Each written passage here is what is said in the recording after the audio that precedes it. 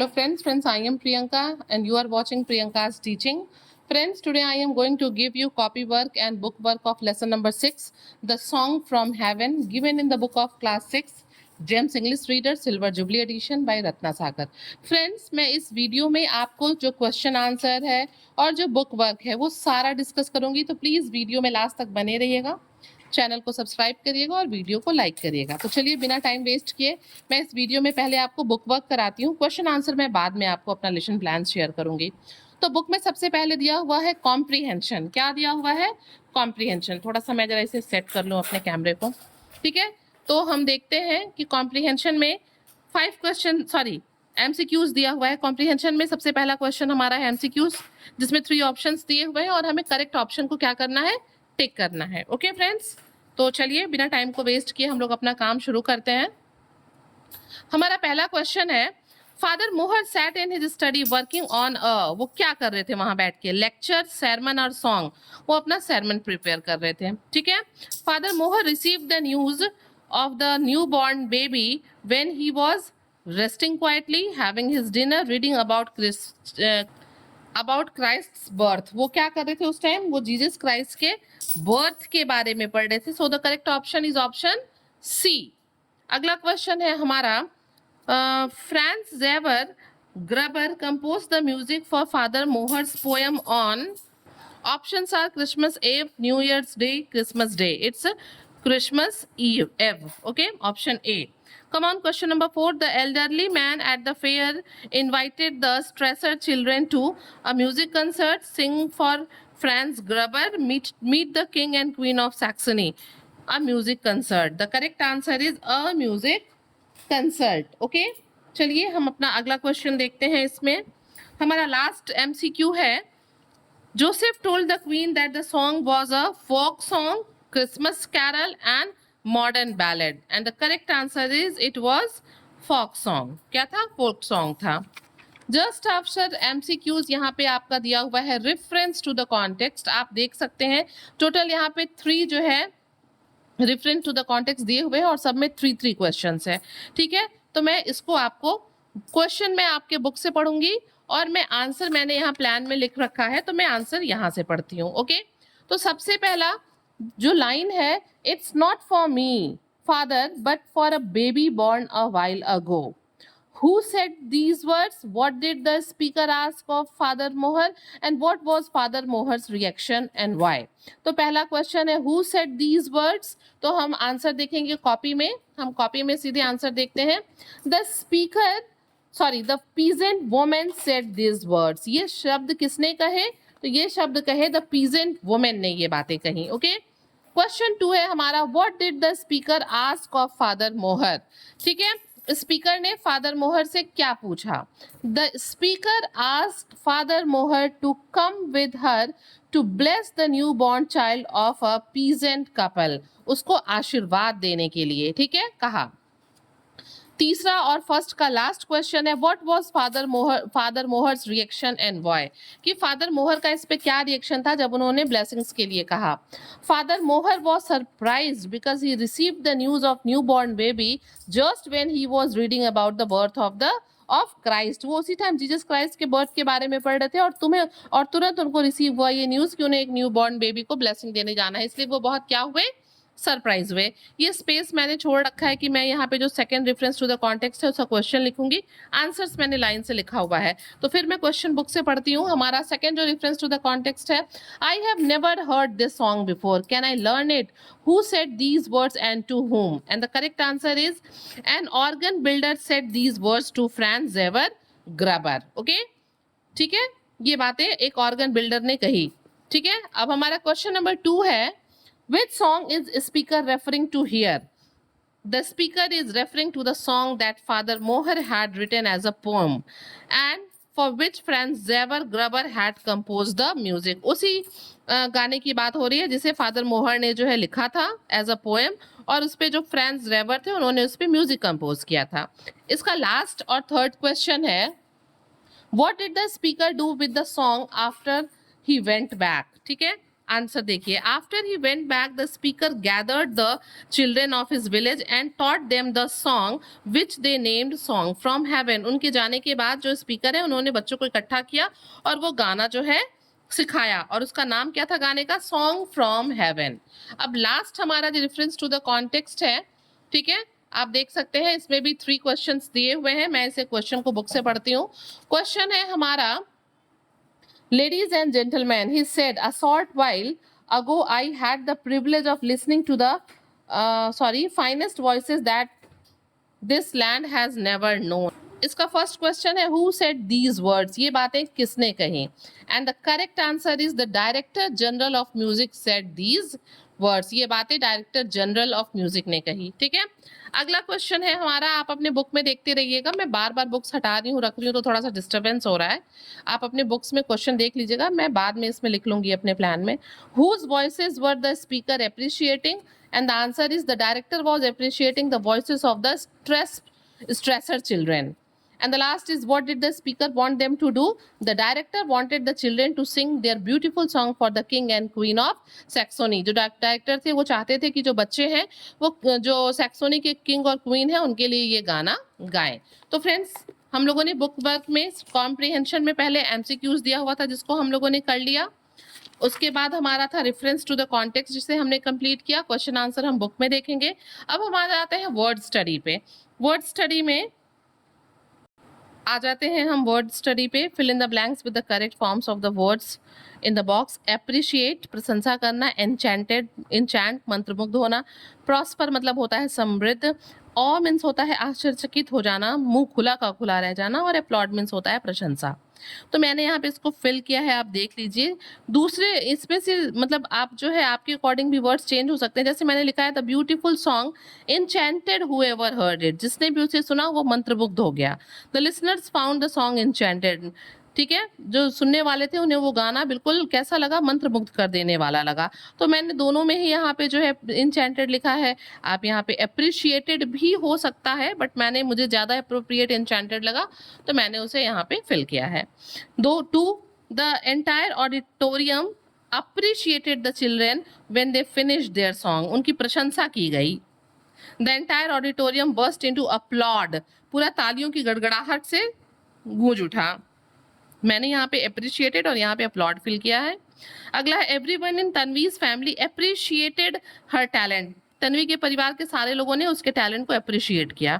Everyone in Tanvi's family is awed of हर talent, उसके talent पे सारे के सारे लोग क्या हो गए? आश्चर्यचकित हो गए।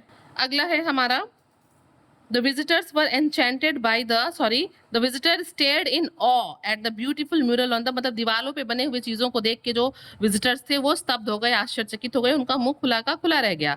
The visitors were enchanted by the beautiful murals on the walls of the church, मंत्र मुग्ध हो जाना। ऐसे ही मैंने the family has appreciated because of its unity and hard work, परिवार को उनके यूनिटी और हार्ड वर्क के लिए अप्रिशिएट किया गया। And the family is prosperous because of its unity and hard work, अपने यूनिटी और हार्ड वर्क के कारण ही जो परिवार है वो क्या है? समृद्ध है। अब हम आ जाते हैं अगले पे जो कि हमारा एफ है। थोड़ा विजिबिलिटी प्रॉब्लम हो सकता है, आप लोग थोड़ा ध्यान से वीडियो देखिएगा। Make hyphen compound words by correctly matching the words in the columns. Hyphen word डालते हैं ना, जैसे यहाँ पे लिखा हुआ है, देखिए, a compound words is made up of 2 or more words that together express a single meaning, it can be written with a hyphen. जैसे well respected, merry go round without a hyphen, कब, ये भी compound word है क्योंकि इसमें card और board एक साथ लगा हुआ है।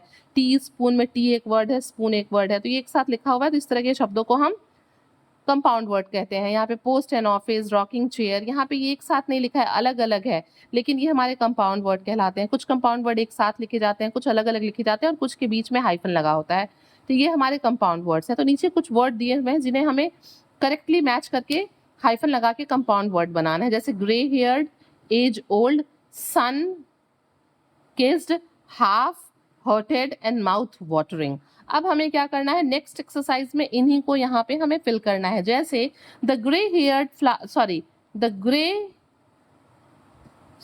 मैंने यहाँ पे कुछ गलत फिल किया हुआ है, ग्रे हेयर्ड नहीं होगा, यहाँ पे होगा द सन किस्ड, यहाँ पे होगा द सन किस्ड।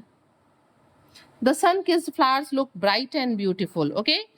कहानी अम्मा Kahani Amma was a grey-haired woman who loved to narrate stories to the village children. सफेद बाल वाली अम्मा, ठीक है, औरत.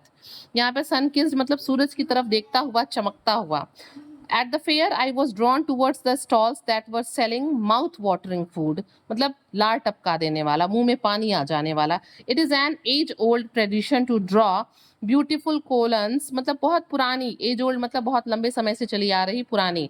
The fielder made a half hearted attempt to catch the ball. मतलब उसने पूरी कोशिश नहीं की, अगर उसने केवल आधी कोशिश की, पूरी किया होता तो शायद वो बॉल को पकड़ लेता. अब हम आगे जाते हैं ग्रामर स्टडी पे. यहाँ पे कुछ मॉडल्स दिए हुए हैं, देखिए. Modals are used along with other verbs to express intention, certainty. मतलब हम मॉडल्स का यूज जो है, सबसे पहले यहाँ पे देखिए क्या लिखा है. Words such as can, may, must, could, would, should and ought to are called models. इसके अलावा भी बहुत से मॉडल्स होते हैं. Can, could, shall, should, may, might, ought to, ठीक है. इसके अलावा भी बहुत से होते हैं, बट यहाँ पे कुछ दिए हुए हैं और लिखा हुआ है कि modals are used along with other verbs to express. अगर आप टीचर हैं तो सबसे पहले अपने बच्चों को एक्सप्लेन करिए कि इंटेंशन क्या होता है, सर्टेनिटी क्या होती है, ability, possibility, permission, suggestion, advice, obligation, strong belief, something done habitually in the past and conditional statements क्या होते हैं. ओके और इनके लिए हम कौन से मॉडल्स का यूज करते हैं, इसे पढ़ के बच्चों को एक्सप्लेन करिए. और अगर आप स्टूडेंट है, ये वीडियो देख रहे हैं, तो प्लीज अपने टीचर से इसे पूछिएगा. तो मैंने इसे जो है फिल कर दिया है. यहाँ पे आप देख सकते हैं, you should practise daily if you want to sing like a professional. तो यहाँ पे एक एडवाइस दी जा रही है. May I swim in the lake, यहाँ पे एक परमिशन, मतलब किसी से परमिशन लिया जा रहा है. कैन आई भी हो सकता है, यहाँ पे कैन भी हो सकता है कि क्या मैं यहाँ पे तैर सकती हूँ. When we lived in Chandar Nagar we would often go for walks. मतलब ये वुड का यूज यहाँ पे किसी पास्ट हैबिट के लिए किया गया है जो अक्सर हुआ करती थी. I am so let, my mother will be worrying about me. यहाँ पे पॉसिबिलिटी है कि मेरी जो मम्मा है वो मेरे लिए, सर्टेनिटी है, सर्टेनिटी, वो जरूर मेरे लिए नाराज हो रही होंगी. Mister brown must verify details about the tenants. अपने किराएदारों के लिए उन्हें उनके डिटेल्स को जरूर वेरीफाई करना चाहिए.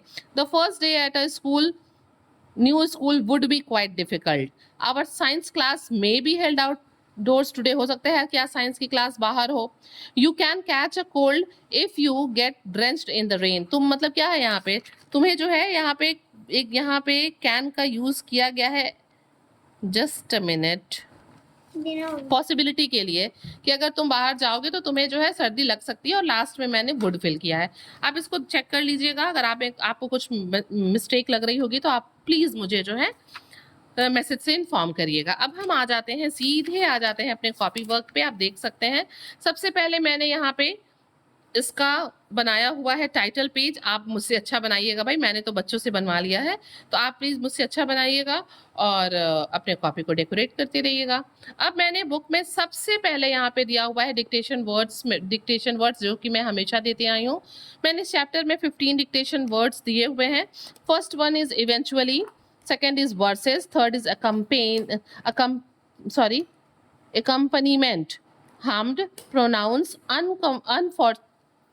uncomfortable, enchanting, performance, astonished, uniformed, embarrassment, applauded, encouraging, auditorium and simultaneously.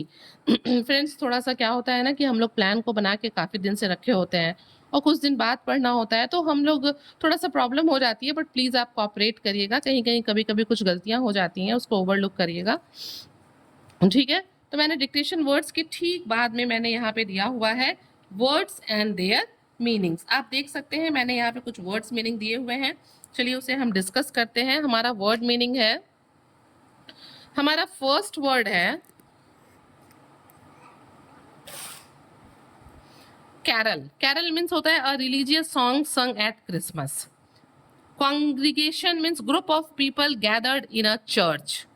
Third is wrapped with awe, means totally engrossed. Mesmerized means spellbound. Courtesy means bend their knees with one leg foot in front of others to show respect. Truce means temporary stop to fighting and resonates means resounds echoes. Okay, तो आपने देखा हम लोगों ने यहाँ पे dictation words और word meaning को कर लिया है. कॉपी में फिर मैंने एमसीक्यूज कराया था जिसे मैंने आपको बुक में एक्सप्लेन कर दिया है, तो दोबारा कॉपी में एक्सप्लेन करने की जरूरत नहीं है. और यहाँ पीछे मैंने आपको ये reference to the context explain किया हुआ है, बुक वर्क भी मैंने आपको करा दिया है। तो सीधे हम आ जाते हैं अब क्वेश्चन आंसर पे। ओके, तो क्वेश्चन नंबर 1 है हमारा, व्हाट हैपेंड व्हेन फादर मोहर started writing in his diary. When Father Moher started writing in his diary, the words seemed to have a will of their own. His lines flowed naturally into beautiful verses. When he finally stopped, Father Moher noticed that he had composed a poem.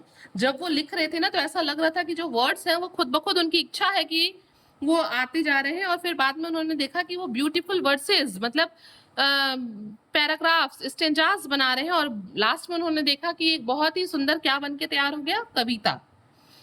अगला question है हमारा, why did the Strasser family travel to Leipzig every spring. हर spring में जो stressor family थी वो Leipzig क्यों जाती थी। The Strasser family were glove makers, वो एक ग्लव मेकर्स थे, and travel to Leipzig every spring to sell their wares at the annual trade fair held there. जो एनुअल ट्रेड फेयर लिपजिंग में लगता था वो वहां जाते थे हर साल अपने ग्लव्स को सेल करने के लिए, अपने सामान को बेचने के लिए। चलिए अब हम आ जाते हैं क्वेश्चन नंबर 3 पे। What happened one day at the fair that delighted the stressor children. ऐसा क्या हुआ एक दिन मेले में कि स्ट्रेसर के जो बच्चे थे जिनको उस चीज ने खुश किया। The incident that delighted the Strasser children one day at the fair was that the director general of music in the kingdom of Saxony invited them to attend a concert that evening. मतलब उन्हें जो Saxony के king थे उन्होंने उनको invite किया एक concert के लिए, इसी वजह से वो बच्चे बहुत खुश हुए।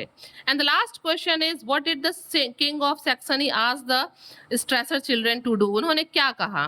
The king of Saxony invited the Strasser siblings to come to his palace and sing song from heaven at the special Christmas service। उन्होंने कहा कि तुम लोग आओ और तुम लोग जो है क्रिसमस सर्विस पे वो स्पेशल गाना जिसका नाम सॉन्ग ऑफ हेवन है वो गाओ। तो फ्रेंड्स आपने देखा कि मैंने आपको इस चैप्टर का बुक वर्क, क्वेश्चन आंसर सब करा दिया है। अगर वीडियो आपको थोड़ा भी पसंद आए तो प्लीज़ चैनल को सब्सक्राइब करिएगा, वीडियो को लाइक करिएगा, और फ्रेंड्स एक हाइप का ऑप्शन आया हुआ है तो प्लीज़ वीडियो को हाइप दीजिएगा।